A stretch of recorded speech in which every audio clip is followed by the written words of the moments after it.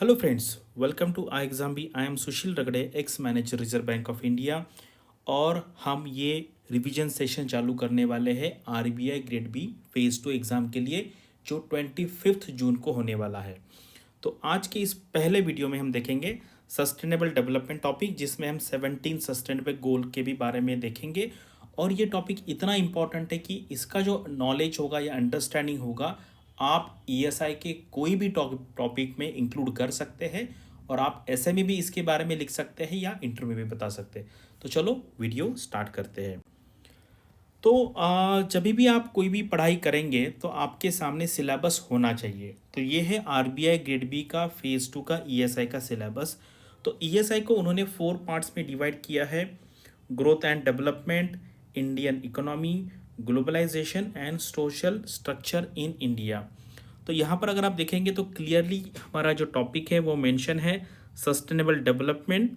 ये topic clearly लिखा है। एंड इसके बाद उन्होंने एनवायरमेंटल इश्यूज़ भी लिखे, यानी कि करंट अफेयर्स में क्या क्या चल रहा है और एनवायरमेंट के क्या क्या इश्यूज़ है। और मैंने बाकी अदर टॉपिक भी अंडरलाइन किए हैं। अगर आप ये रेड अंडरलाइन देखेंगे, हाईलाइटेड एरिया, ह्यूमन डेवलपमेंट, तो ये डायरेक्टली सस्टेनेबल डेवलपमेंट का एक पार्ट होता है। Sustainable social sectors in India, health and education. अगर आप सस्टेनेबल डेवलपमेंट गोल्स के बारे में डिटेल में देखेंगे तो उसमें ह्यूमन डेवलपमेंट एक इंक्लूसिव पार्ट है। उसके बाद इसके अंदर मेजरमेंट ऑफ ग्रोथ भी आता है थोड़ी तरीके से। उसके बाद पॉवर्टी है, पॉवर्टी एलिवेशन है, जेंडर इश्यूज़ है, अर्बनाइजेशन एंड माइग्रेशन भी इसमें आ जाता है। तो अगर आप सस्टेनेबल डेवलपमेंट टॉपिक अच्छी तरीके से पढ़ेंगे तो आपको काफ़ी फ़ायदा हो सकता है ईएसआई में। कुछ जगह पे आप फाइनेंस में भी लिख सकते हैं, ऐसे में भी लिख सकते हैं एंड इंटर में भी लिख सकते हैं। तो चलो अभी हम स्टार्ट करते हैं। तो देखो, अभी कोई भी आपको क्वेश्चन आता है एग्ज़ाम में तो आपके पास एक रफ पेपर होता है, आपको उसका यूज़ करना है। तो आपको क्या करना है, क्वेश्चन पढ़ने के बाद आपको देखना है कि उसमें का कौन सा ऐसा वर्ड है या कौन से ऐसे वर्ड्स है जो इम्पोर्टेंट है। आपको उसकी डेफिनेशन देनी पड़ेगी। अगर आपको बहुत ही स्टैंडर्ड डेफिनेशन पता है तो डेफिनेटली लीजिए, लिखिए। और ये डेफिनेशन आपको ऐसे के ऐसे याद रखनी है, ठीक है। मतलब ये सस्टेनेबल डेवलपमेंट जो है, इसका डेफिनेशन दिया था ब्रुटलैंड रिपोर्ट में, जो 1987 में आया था। और ये बहुत कॉमन डेफिनेशन है, आप इसका यूज़ कहीं पर भी कर सकते हैं। देखो क्या है, phase 2 answer writing is a kind of art. ये आर्ट है। आपके पास जितना भी इंफॉर्मेशन है आपको आपके आंसर में वहाँ पे बताना है। फाइनली आपको क्या बोलना है, जो पेपर चेक कर रहा है उसको आपको दिखाना है कि आप कितने ब्रिलियंट हो। और ब्रिलियंट दिखाने का तरीका है, जो जो चीज़ें आपको याद है वहाँ पे आप लिखो। तो जैसे ब्रुटन कमीशन क्या कहता है, sustainable development is the development. देखो, सस्टेनेबल डेवलपमेंट क्या डेवलपमेंट है, क्या है, that meets the needs of the present. मतलब प्रेजेंट की नीड मीट करता है without compromising the ability of future generations to meet their own needs. यानी कि हमारे पास जो भी रिसोर्सेस है या आप संसाधन कहिए, उसका यूज़ ऐसे तरीके से करना चाहिए कि हमारी प्रेजेंट जनरेशन को भी कुछ ना कुछ तो भी मिलेगा।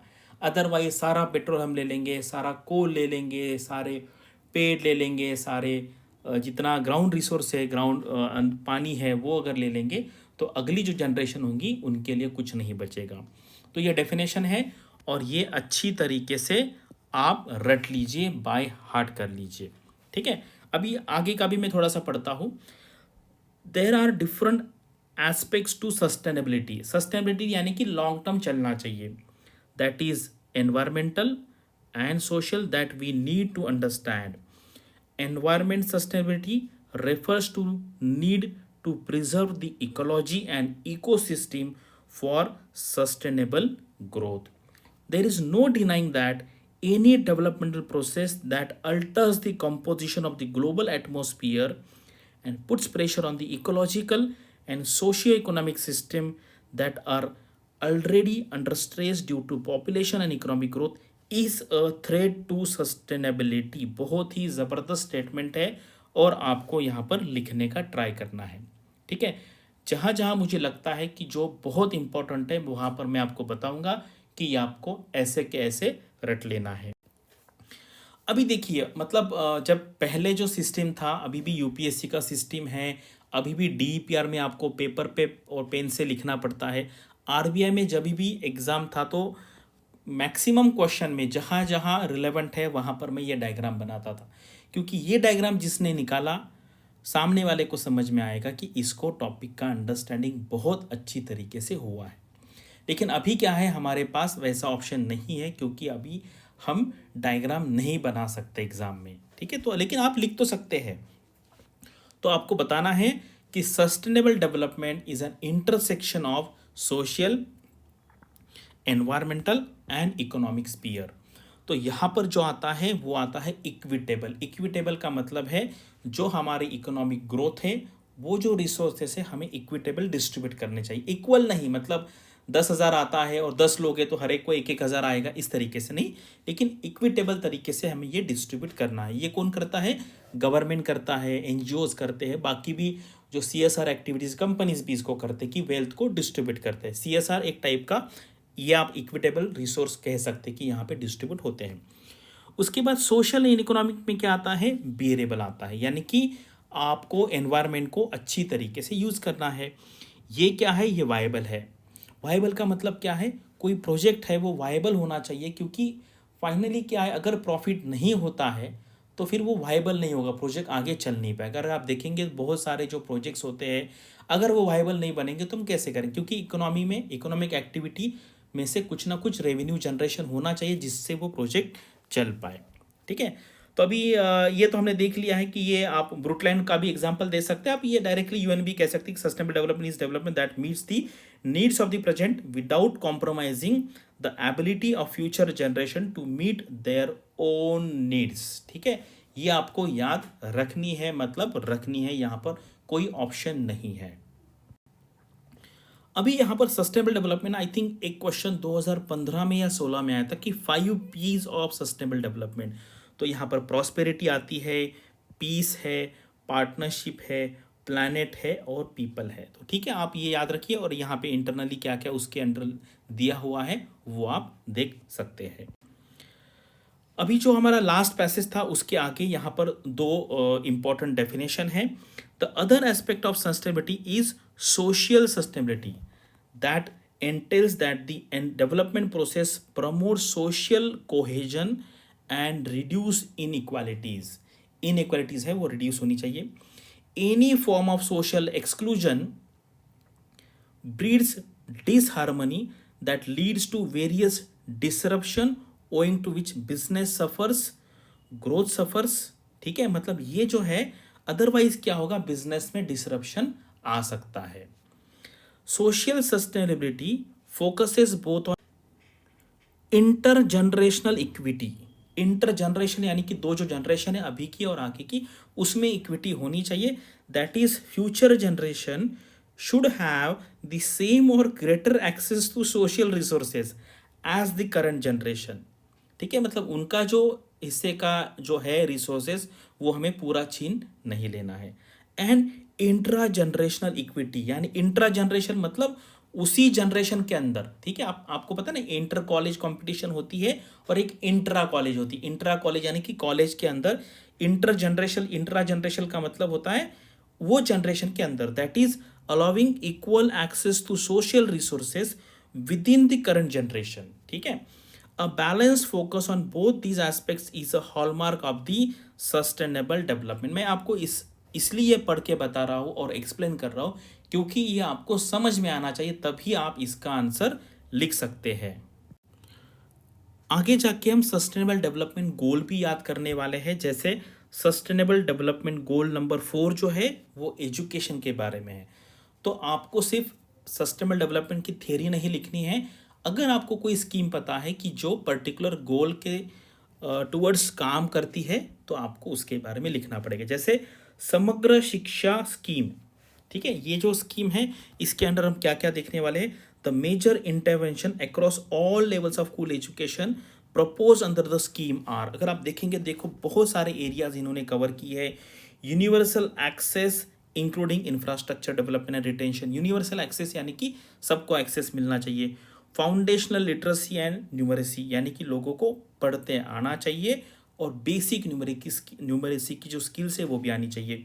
Gender and equity, inclusive education, quality and innovation, financial support for teacher salary, digital initiatives, RTE यानी कि right to education, entitlement including uniform, text book, support for early childhood care and education, उसके बाद vocational education, sports and physical education, strengthening of teacher education and training, monitoring, programme management and national component. तो ये सारा इसके अंदर आएगा। तो आपको ऐसी जो स्कीम्स है वो भी सपोर्टिंग में आपको वहाँ पर बताना है।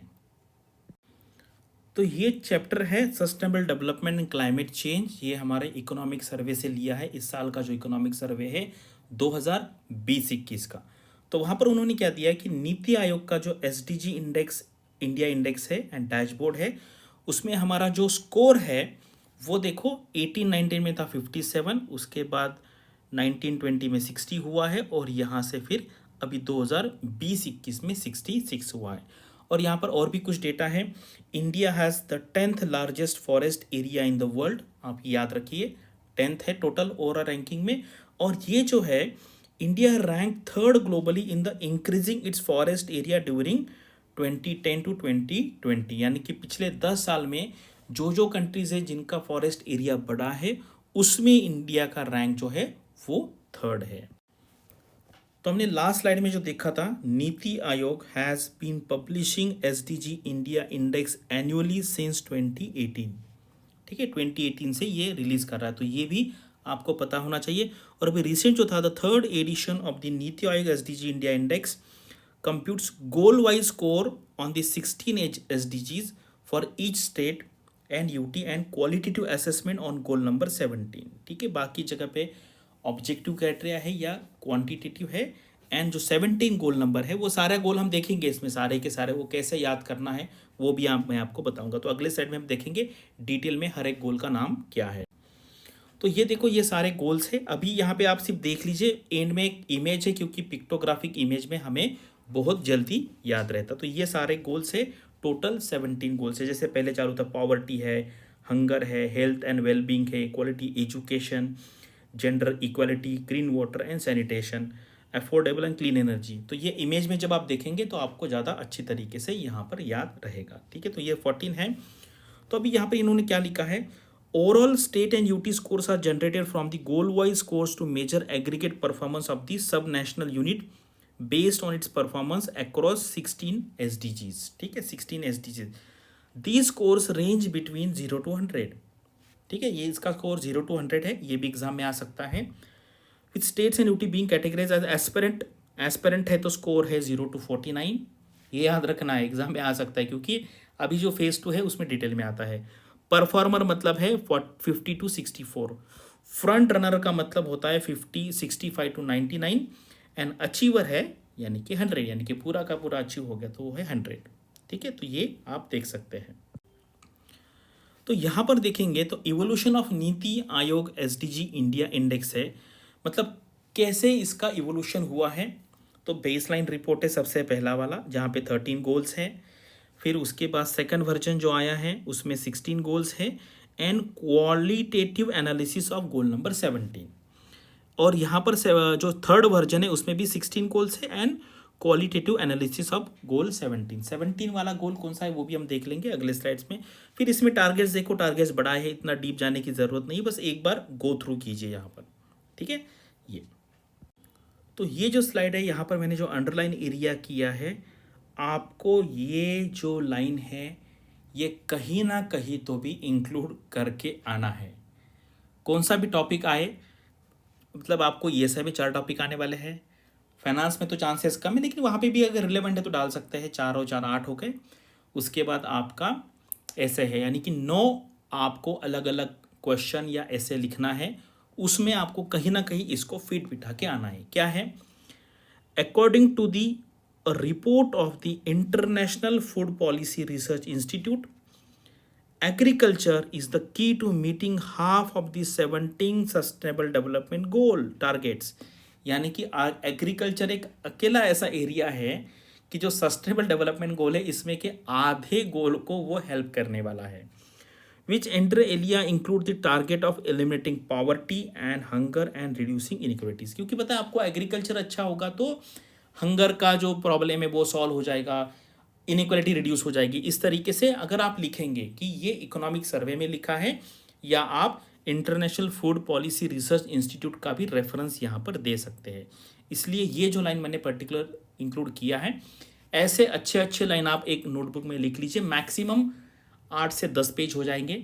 और फिर उसको आप रेगुलरली डेली एक बार देखना है और एग्ज़ाम के पहले सुबह भी देखना, इस तरीके से वो आपको याद हो जाए। लाइन टू लाइन भी याद नहीं रहा तो आप इसको, आपका जो क्रक्स है वो वहाँ पे लिख सकते हो। ये है 2022 का sustainable development report SDR, from crisis to sustainable development, the SDGs as a road map to 2030 and beyond. ठीक है, तो ये है इस साल का रिपोर्ट और उसका थीम। ठीक है, ये जो सिंबल्स दिए हैं, कलर दिए हैं, ये क्या है हम आगे देखते हैं। और ये 2022 का रिपोर्ट है, इसमें के लेटेस्ट ये रैंकिंग है, आपको पता होनी चाहिए। इसमें क्या याद रखना है, पहले 5 Finland, Denmark, Sweden, Norway, Austria. ठीक है, तो ये सारे मैक्सिमम ये जो कंट्रीज़ है ये स्कैंडिनेवियन कंट्रीज़ है। ठीक है, पहले 5 ऑस्ट्रिया तक। उसके बाद हम देखते हैं हमारा इंडिया कहाँ पर है। इस टाइम हमारा रैंक है 121। बाकी अगर आप में आपको आसपास लास्ट वाला भी देख सकते हैं आप, साउथ सूडान लास्ट में है, सेंट्रल अफ्रीकन रिपब्लिक एंड चाड करके है। ठीक है, तो हमने पहला नंबर 5, पहले 5 याद रखे हैं, फिर उसके बाद इंडिया का रैंक कितना है 121 एंड लास्ट के 3। तो अगर रैंकिंग आएगी तो मुझे लगता है इसी में से रैंकिंग आने के चांसेस है। तो ये एक जस्ट काफ़ी अच्छा डिपिक्शन है। तो इन्होंने ये अलग अलग रीजन में डिवाइड किया है और ये हमारे 17 गोल्स है। ठीक है, उसके बाद अगर देखेंगे तो ये इसका जो मीनिंग है ग्रीन है, यानी कि ऑन ट्रैक, मतलब यहाँ इस कंट्रीज़ में ऑन ट्रैक चल रहा है। येलो का मतलब है मॉडरेटली इंक्रीजिंग है, ये ऑरेंज है स्टैग्नेटिंग है, और ये रेड वाला है वो नीचे जा रहा है और यहाँ पे डेटा अवेलेबल नहीं है। तो आप यहाँ पे काफ़ी रेड देखेंगे क्योंकि आपको पता है अभी कोरोना की वजह से इसमें काफ़ी प्रॉब्लम्स आया है। ठीक है, तो बस एक आइडिया यहाँ पे बताने के लिए। तो सबसे अच्छे अगर आप देखेंगे ग्रीन में आपको दिखेगा, ग्रीन में तो ज़्यादा नहीं है, क्लीन वाटर सैनिटेशन में थोड़ा सा ग्रीन दिख रहा है यहाँ पर, और यहाँ पर रिस्पॉन्सिबल कंजम्पशन एंड प्रोडक्शन यहाँ पे भी आपको ग्रीन दिख रहा है। बाकी मैक्सिमम जगह पे तो रेड आया है। रेड का मतलब है मेजर चैलेंज रिमेन है, ये मतलब अभी भी चैलेंज है और ये डिक्रीजिंग है।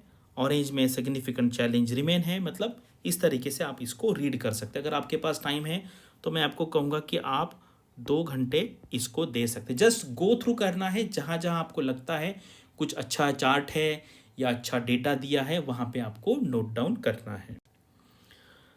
अभी कंट्री वाइज देखते हैं, पहले हमने वो रीजन वाइज देखा है, अभी कंट्री वाइज देखते हैं। जैसे यहाँ पर हमारा इंडिया है, इंडिया में हम देखेंगे ग्रीन कहाँ पर दिख रहा है मुझे, रिस्पॉन्सिबल कंजम्पशन प्रोडक्शन में ग्रीन है, और उसके बाद क्लाइमेट एक्शन में भी ग्रीन है। ग्रीन का मतलब मैंने आपको बताया अचीवमेंट हुआ है एंड ऑन ट्रैक है। डाउन वाला कौन सा दिख रहा है आपको, देखो ये एरो डाउन है, सस्टेनेबल सिटीज एंड कंजम्पशन, यहाँ पर डाउनवर्ड एरो है, यानी कि ये डिक्रीजिंग में चल रहा है। बाकी डाउनवर्ड एरो तो सिर्फ एक ही जगह पे है, और बाकी रेड तो काफ़ी जगह पे है, मतलब मेजर चैलेंज रिमेन, तो यानी कि ये चैलेंज तो रहने ही वाला है। इस बार के रिपोर्ट में ना एक वर्ड आया है, group of words, international spillover index. तो ये क्या है देख लेते, कभी आ सकता है एग्जाम में। द स्पिलओवर इंडेक्स असेसेस सच स्पिलओवर्स, स्पिलओवर्स यानी कि इफेक्ट, मतलब इसका bad effect, spillover generally bad effect के लिए कहते हैं, इसका बैड इफेक्ट दूसरे पे आ गया है। along 3 dimension, environmental, social impacts embodied into trade, economy, finance and security. A higher score means that a country causes more positive and fewer negative spillover effect। ठीक है, तो यहाँ पर पॉजिटिव, अगर हम स्पिलओवर में पॉजिटिव कहेंगे तो अच्छा है, एंड निगेटिव कहेंगे तो बुरा है। तो अच्छा स्कोर आता है पॉजिटिव में, and fewer negative spillover effect. High score का मतलब है, तो हाई स्कोर मतलब अच्छा चल रहा है, मतलब पॉजिटिवली अफेक्ट कर रहा है ज़्यादा और निगेटिवली कम कर रहा है। तो The 2020 International Spillover Index included in this report underlines how rich countries, including many European countries, generate negative socio-economic and environmental spillovers. ठीक है, मतलब ये क्या है, नेगेटिव स्पिलओवर हो रहा है, including through sustainable trade and supply chains. The European Union has called for zero tolerance of child labor and has proposed using trade to export European values throughout the world. ठीक है, तो यहाँ पे ये spill over effect है, आगे एक जगह पे उसके बारे में रेफरेंस है, इसलिए मैंने आपको यहाँ पर बताया है। तो ये देखो इंटरनेशनल स्पिल ओवर इंडेक्स, तो हम देखेंगे कि हमने कहा कि मैक्सिमम स्कोर जो है ये वर्स्ट है और ये बेस्ट है। यूरोपियन यूनियन देखेंगे तो इसका कम है स्कोर, इसका मतलब है इन्होंने थोड़ा सा, हम कहेंगे अच्छा स्पिल ओवर नहीं किया है। ठीक है, सब सहारन अफ्रीका इनका स्कोर ज़्यादा है, यानी कि इन्होंने इनका जो इम्पैक्ट है दूसरे कंट्री पे या पूरे वर्ल्ड में वो अच्छा है। ईस्ट एंड साउथ अफ्रीका है, यानी कि यहाँ पर अगर आप देखेंगे जितना कंट्री आगे प्रोग्रेस हुआ है उतना ही नेगेटिव स्पिल ओवर आगे बढ़ा है। एंड ये एसडीजी इंडेक्स है, मतलब इसका मतलब आप देखिए ये ट्रेंड रिवर्स चल रहा है। इसका मतलब है आप अच्छा प्रोग्रेस कर रहे हो लेकिन आपका अच्छा इफेक्ट दूसरे कंट्रीज पे नहीं आ रहा है, तो इसका रेफरेंस है, आप कहीं ना कहीं अप्रोप्रिएट जगह पे दे सकते हो। Transformation education and gender inequality, तो यहाँ पर हम देखते हैं कि कैसे कैसे प्रोग्रेस हो रहा है। यहाँ पे इंडिया है, तो देखो years of free education in the law, ठीक है, मतलब लॉ में अगर आप देखेंगे इंडिया सबसे लोएस्ट साइड में आ रहा है। हमारे यहाँ पे सिर्फ 8 साल तक का जो एजुकेशन है वो हम फ्री कह रहे हैं इन द एजुकेशन, 2020 का डेटा है। और सबसे ज़्यादा अगर आप देखेंगे यूनाइटेड किंगडम में 13 साल यहाँ पर दिया है, ऑस्ट्रेलिया में भी 13 साल है। उसके बाद years of compulsory education in India, मतलब कंपल्सरी एजुकेशन के बारे में, तो ये भी डेटा देख लीजिए। ठीक है, तो इस तरीके से आपको यहाँ पर बहुत डेटा मिलेगा, लेकिन आप एक यहाँ पर क्राइटेरिया लगा दीजिए कि आपके पास कितना टाइम है, उसके हिसाब से। मैंने आपको कहा 2 घंटा दीजिए, और ये लेक्चर में मैं आपको जो बता रहा हूँ अगर उतना भी अगर आपने अच्छे तरीके से याद कर लिया तो भी आप इससे रिलेटेड कोई भी क्वेश्चन लिख सकते हैं, या फिर आप ये क्वेश्चन का, ये पढ़ाई का रेफरेंस आप दूसरे जगह पे भी यूज़ कर सकते हैं। उसके बाद यहाँ पर ये जो क्या है, ये जो है ना लो एसडीजी कमिटमेंट, यानी कि हमारा जो गवर्नमेंट है उनका जो कमिटमेंट है ये गोल के थ्रू बढ़ने का, वो कितना है। तो हमारा कंट्री आता है इंडिया लो एसडीजी कमिटमेंट में। ठीक है, यानी कि हमसे नीचे बहुत कम कंट्रीज है। वेरी हाई में तो कोई नहीं है, लेकिन हाई में आप देखेंगे ऑस्ट्रिया है, उसके बाद फिनलैंड है, डेनमार्क है, जर्मनी है, जापान है, यहाँ पर स्वीडन है, स्विट्ज़रलैंड है, इस तरीके से। और मॉडरेट में यहाँ पर अगर आप देखेंगे यूएसए, तो यूएसए आता है, यूएसए तो लोएस्ट में आता है, वेरी लो में आता है, यानी कि यूएस यहाँ पर वेरी लो कमिटमेंट है। यूके आता है यहाँ पर मॉडरेट में। ठीक है, यानी कि यूएस जो है वो हमसे भी नीचे है, उनका कोई कमिटमेंट यहाँ पर नहीं दिख रहा है। तो ये जो हमारा वर्ल्ड है, डेवलपिंग वर्ल्ड या अंडर डेवलपर, वो यूएस को काफ़ी क्रिटिसाइज करता है। और ये जो कंट्रीज़ है ना, ये अच्छे कंट्रीज हम कहते हैं कि ये जो सस्टेनेबल डेवलपमेंट के इसमें या ह्यूमन डेवलपमेंट में ये काफ़ी इनका रैंक हाई होता है, और वो दूसरे के बारे में भी सोचते हैं। और ये जो ग्लोबल कमिटमेंट है एनवायरनमेंट के बारे में, इसमें भी उनका रिस्पॉन्सिबल बिहेवियर होता है। और ये गोल है, अभी हमें इसको याद करना है। देखो सबसे पहले मैंने क्लास में भी जब पढ़ाया था तो मैंने पहला सिखाया था 5 नंबर। 5 नंबर है रिड्यूस्ड जेंडर इक्वालिटी और 10 नंबर है रिड्यूस्ड इनइक्वालिटी। तो 5 और 10 का कनेक्शन बना लो, इजी भी है, 5 का डबल होता है 10। तो 5 में है जेंडर इक्वालिटी के बारे में और 10 में है रिड्यूस्ड इनइक्वालिटी के बारे में। ठीक है, ये हो गया 5 और 10 का जोड़ी। ठीक है, इसमें थोड़ा सा मैं 5-10 मिनट आपको पढ़ाऊँगा। उसके बाद याद करेंगे हम 13, 14, 15। ठीक है, 13, 14 एंड 15 का एक ग्रुप बनाएंगे। ये क्या है, क्लाइमेट के बारे में है। ये क्लाइमेट एक्शन है, ये पानी के नीचे है, ये पानी के ऊपर है। पानी के नीचे मतलब लाइफ बिलो वाटर, एंड 15 है लाइफ ऑन लैंड।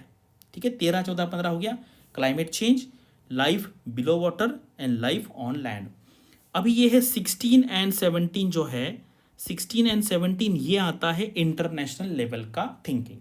16 में क्या है, peace, justice and strong institution. 16 number, अगर वॉर के बारे में कुछ भी आता है, रशिया यूक्रेन के बारे में कुछ भी आता है, तो आपको इसका रेफरेंस देना है कि 16 नंबर का जो गोल है वो बात करता है peace, justice and strong institution हमारे होने चाहिए। यूएस, रशिया एंड यूक्रेन के वॉर में यूनाइटेड नेशन काफ़ी वीक दिखा, उन्होंने ये वॉर स्टॉप करने का ट्राई मतलब किया, लेकिन उसमें वो सक्सेसफुल नहीं रहे।